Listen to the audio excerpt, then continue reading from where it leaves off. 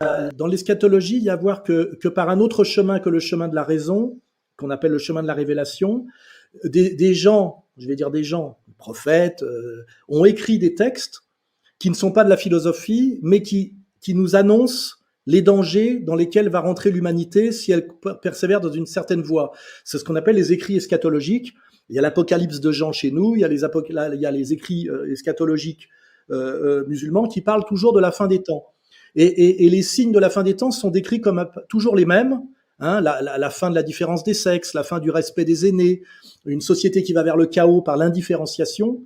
Et en fait, il y a une convergence de ces visions eschatologiques. Et ce qui est intéressant, c'est qu'elles décrivent la même chose que ce que l'on peut annoncer et déduire par une vraie analyse sérieuse des contradictions de la logique, des contradictions de la fausse égalité, etc. Donc aujourd'hui, il y a une convergence, je dirais, d'une analyse, je dirais, raisonnable des choses et de ce que nous dit la révélation de la fin des temps. Et donc, je ne peux pas en déduire grand-chose, sauf que quand il y a convergence des deux visions, qui sont la vision de la raison et la vision de la révélation, sur les temps à venir, c'est quand même le signe que ça peut être une certaine réalité, une certaine valeur de vérité, puisque ces deux visions convergent. Voilà.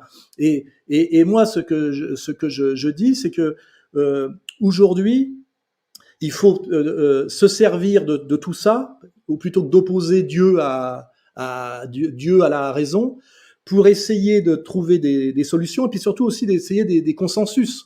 Parce que je pense qu'aujourd'hui, par exemple, un marxiste conséquent qui comprend les contradictions du capitalisme peut tout à fait marcher la main dans la main avec un religieux qui lui aussi voit où mène la domination totale du monde du commerce, du monde matériel, du monde de l'usure, du monde du profit. Vous voyez, c'est-à-dire que en ce moment, on a des raisons d'articuler ces deux armées combattantes contre le système de domination. Je dirais une qui vient de la gauche et l'autre qui viendrait de la droite, selon ce qu'on nous impose, hein, la vision religieuse et la vision matérialiste critique, et que si on ne fait pas cette alliance, nous ne serons pas assez forts pour vaincre. Donc il y a un discours politique. Il faut absolument que des gens que l'histoire a opposés systématiquement, on va dire des religieux et des politiques, des progressistes et des traditionalistes, il faut aujourd'hui qu'ils comprennent qu'ils ont le même ennemi et qu'ils ont quelque part, ils produisent les mêmes critiques par deux discours différents, deux langages différents, mais qui disent la même chose, et qu'ils ont intérêt à marcher la main dans la main contre l'ennemi commun.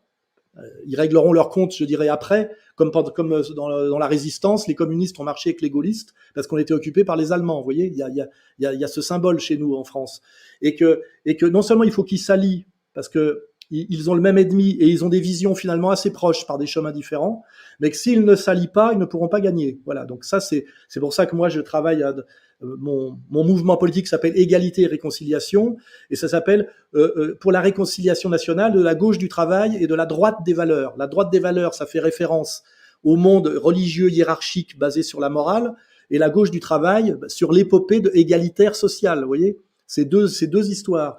Et moi, mon travail depuis des années, c'est de faire converger ces deux luttes en disant que si à des époques elles ont été très opposées, aujourd'hui, compte tenu de l'évolution des choses, hein, l'histoire change les choses, le temps transforme, le temps est une transformation permanente, donc il faut comprendre les formes et les transformations. Ça revient à l'idée dont on parlait au départ sur la notion de temps. Hein. Le temps transforme les choses. Donc on passe de formes à d'autres par le temps, et il faut toujours comprendre les formes. Et une fois qu'on a compris les formes, intégrer la temporalité, qui fait qu'il faut en permanence remettre en question ces formes qui se transforment. Vous voyez ?